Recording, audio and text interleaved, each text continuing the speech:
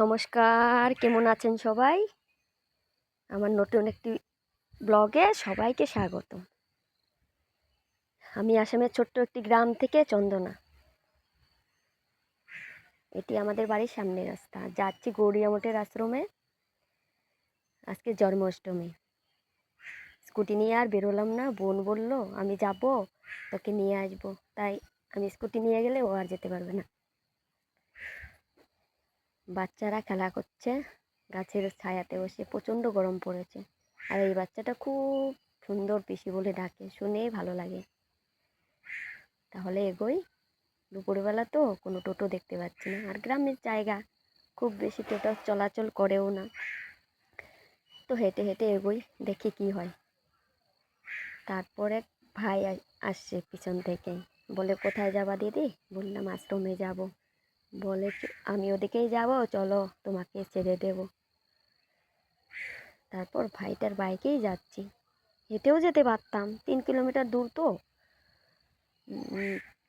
অনেকটা সময় লেগে যাবে হেঁটে যেতে গেলে। আর এই রাস্তাটা দিয়ে হেঁটে যেতে আমার ভালোই লাগে। দুদিকে গাছপালা, মাঝখান দিয়ে রাস্তা। আমি গাছপালা খুব পছন্দ করি, আমার ভালো লাগারই কথা। দেখুন আকাশটা কি সুন্দর, দারুণ লাগছে দেখতে।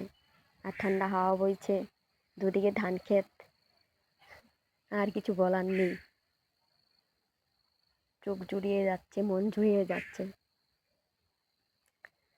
ভিডিওগুলো আর কাটতে ইচ্ছে করছিল না, তাও অনেক কেটে কেটে আপলোড করলাম। ওই দেখুন দূরে, ওটা শিব মন্দির।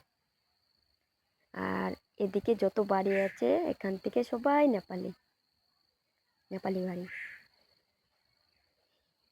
ছোটোবেলাতে আমরা এদিক দিয়ে হেঁটে হেঁটে আসতাম, মাটির রাস্তা ছিল, এরকম ছিল না তখন। আর দুদিকের বাড়িগুলোতে সব সব কাঠের দোতলা ছিল।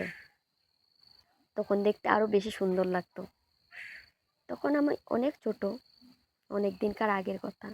দেখতে দেখতে অনেক কাছাকাছি চলে আসলাম মন্দিরের। দুপুরবেলা স্কুল ছুটি হয়ে গেছে, সবাই নিজের বাচ্চাকে নিয়ে যেতে ব্যস্ত।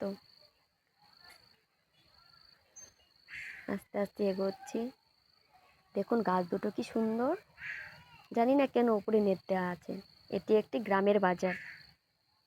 দোকান, কিছু দোকান আছে। অনেক কাছাকাছি চলে এলাম মন্দিরের। ঘন্টা শুনতে পাচ্ছি। এটি মন্দিরের গেট। মনে হচ্ছে আরতি হচ্ছে, তাড়াতাড়ি যাই, যদি একটু আরতি দেখতে পাই। এতদিন পরে আসলাম, আরতি দেখতে না পারলে কি হবে। এই নাট মন্দিরটা নতুন হচ্ছে, তার জন্য বালু পাথর রাস্তার মাঝখানে রাখা আছে। অনেকদিন পরে এলাম, প্রায় 2 বছর। ওই দেখুন আরতি হচ্ছে। ভিডিও করলে কি খারাপ পাবে নাকি, এটা ভাবছি মনে মনে, নাকি কিছু বলবে মনে মনে, এটা ভাবছিলাম। আর ভিডিও লুকিয়ে লুকিয়ে করছিলাম। মন্দির বন্ধ, আরতি হচ্ছে। প্রচণ্ড রোদ দিয়েছে, দাঁড়ানো যাচ্ছিল না। তবু চারদিকে গাছপালা, খোলা জায়গা, তো অনেক হাওয়া আসছিল, অতটাও খারাপ লাগছিল না। এবার মন্দির খোলা হয়ে গেছে। ভিতরে কোনো আলোর ব্যবস্থা নেই, তাই বিগ্রহকে দেখা যাচ্ছে না, রাধা মাধবকে দেখা যাচ্ছে না। দেখি চেষ্টা করে কত দেখাতে পারি নাকি। মন্দির ভোগ আরতি হচ্ছে, মন্দির এবার খুলেছে।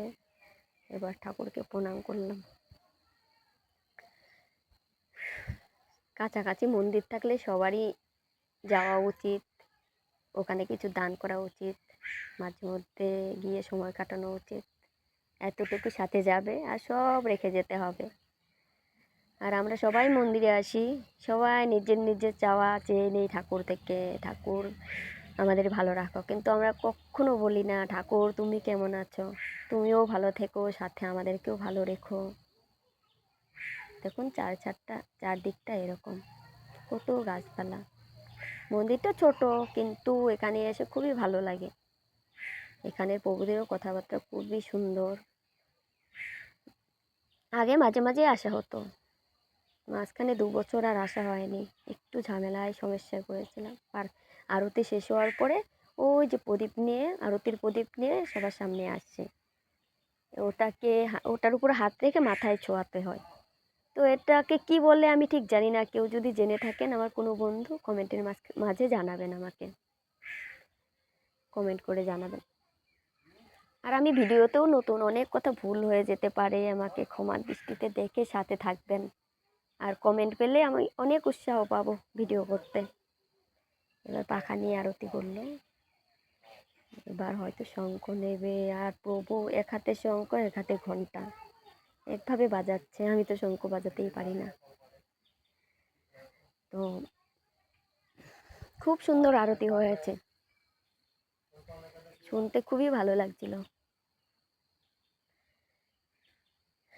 আজকে উপোস তো, আজকে লোকজন কম হয়েছে, কালকে ভোগ হবে, বাইরের বাইরে অনেক প্রভুরা আসবে, অনেক সাজানো গোছানোর কাজ চলছিল।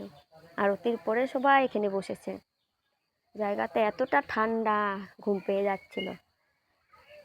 ও যে মা, উনি অনেক দূর থেকে এসেছেন, উনি এসেই সবাইকে শরবত দেওয়ার জোগাড় করেছেন, একাই সবাইকে শরবত দিচ্ছিলেন। তারপর শরবত খাওয়ার পর এখানে ফল ভোগ দেওয়া হবে।